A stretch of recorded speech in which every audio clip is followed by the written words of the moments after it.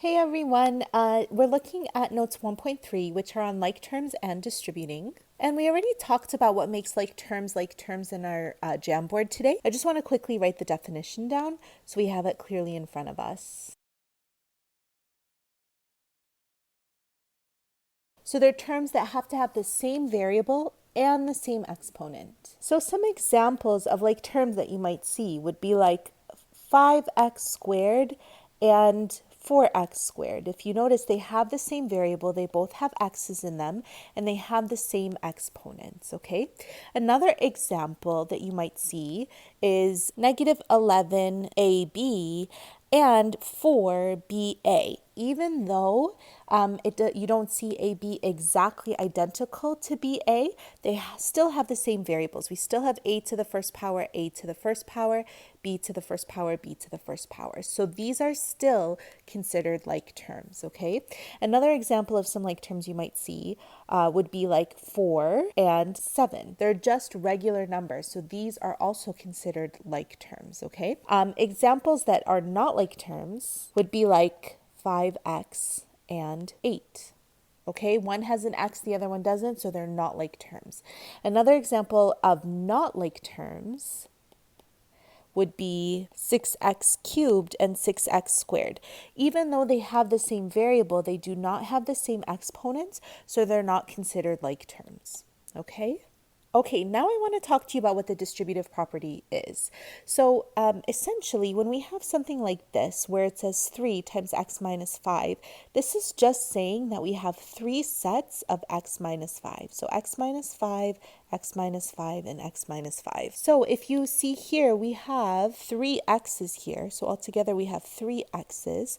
And then if I were to put all the minus 5's together, minus 5, minus 5, minus 5, let's do the scoreboard for this. So team negative won 5 points, and then another 5 points, and another 5 points. So team negative won, so I'll put a minus sign because they won, and they won by 15 points. So this here would be 3x minus 15.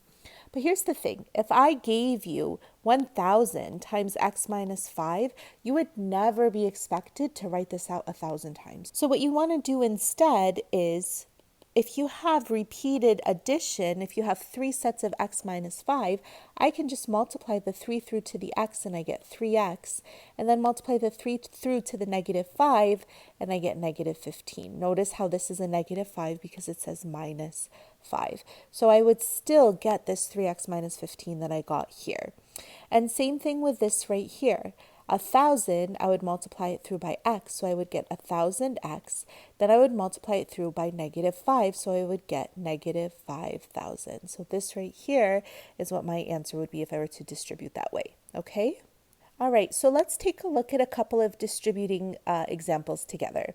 So in our first example, we want to distribute 15 multiplied by 2x minus 5. And the key thing about distributing is that you have to make sure you distribute it to everyone. So for example, if we didn't have an online class and we just had a regular class, and I told you only one person in the class gets a piece of candy, everybody else is not going to be very happy with me, because if I need to distribute something to one person, I need to distribute it to everybody in the class.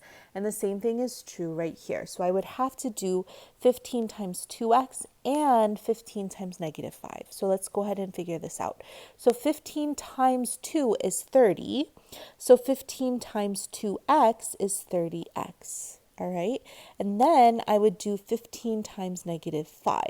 And so 15 times 5 is 75, but it's a positive 15 multiplied by a negative 5. So if you love to hate, that's a bad thing, so this is negative. So this is 30x minus 75. All right. Now for this one, it's a little bit trickier because we have to make sure that we are distributing not just that 7, but that negative as well. So I'm going to take this negative 7 and multiply that through to this x. So that gives me negative 7x. And then I'm going to take this negative 7 and multiply it through to this negative 6. So it's a negative times a negative. And a negative times a negative, just a reminder, means you hate to hate, which is a good thing. You don't like hating, that's positive. So it becomes positive 42. So this is negative 7x plus 42. So that's what you need to do when you are distributing. Okay? All right, so now that we can distribute, we need to distribute and combine or collect our like terms. In this example, don't let it scare you. I know it looks really scary, but if we take it little by little, it's not so bad. So this 3x, I don't see any brackets here, so I don't need to do any distributing, so I'm just going to copy that down, okay? Then with this 2 that I see here, I see that I need to distribute the 2 to the x, so it becomes 2x, and to the negative 5. By the way, these minus 5s are just total coincidences. I don't know why I keep writing minus 5, but it's not always going to have a minus 5. So 2 times negative 5 is negative 10, all right?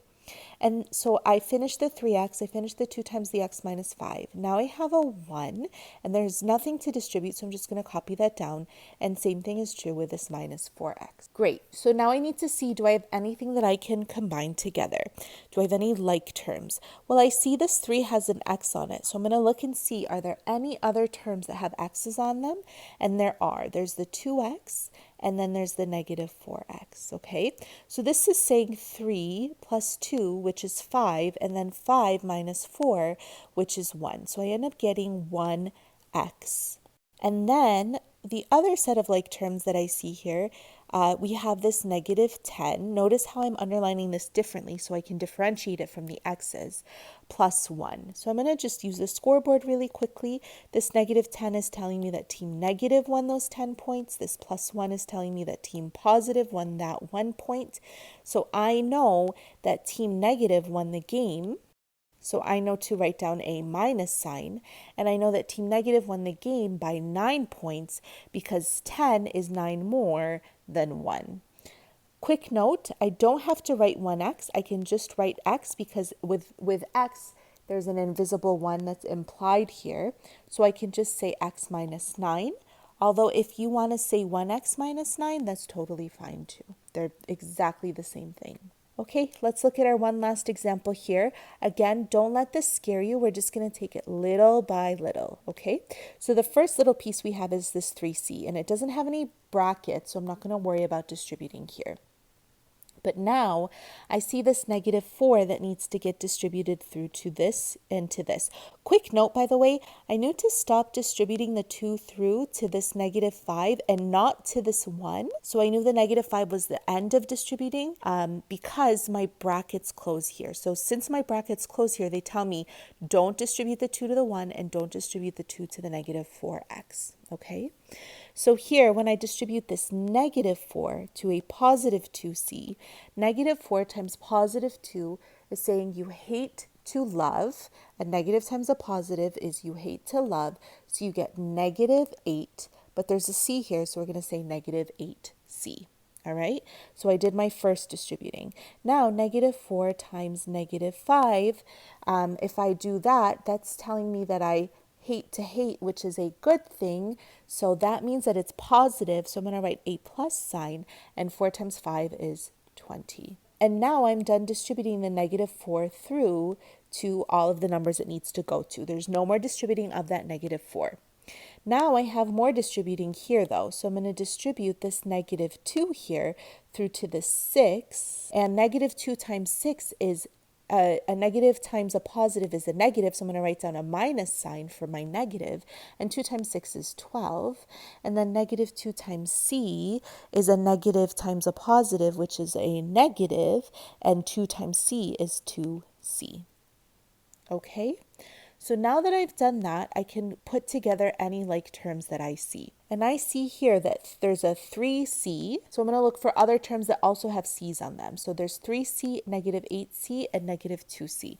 And I'm actually going to use the scoreboard for this. And I can use the scoreboard for more than just 2 numbers. So here this tells me that team positive won 3 points. And I'm not going to worry about the c. I'm just going to put a c at the end once I find out how many c's I should have. Team negative won these 8 points right here, and team negative also won these 2 points. So altogether, team negative won 10 points and team positive won 3 points, which means that team negative won the game, and they won the game by 7 points. So we know that it's 7 points because 10 is 7 bigger than 3. So I can say that this is negative 7, but don't forget that there were c's on all of these guys. So I'm going to say negative 7c. Now I'm going to look and see if I have any other like terms. So I have this 20, which is a constant. And I know it's a constant because there's no letters on it. So I've got 20 minus 12. Let's use the scoreboard for that. Again, if you don't need to use the scoreboard, you don't have to. But the scoreboard is nice because it helps to make sure you get it correct if you are struggling with this. So team positive won these 20 points. Team negative won these 12 points. So I know that team positive won the game. So I'm going to write a plus sign. And I know that team positive won by 8 points because 20 is 8 bigger than 12. And this is my final answer over here. And that's it for this video. If you have any questions, please make sure to email me or ask me next time I see you in the Google Meet. All right, I'll talk to you in the next session.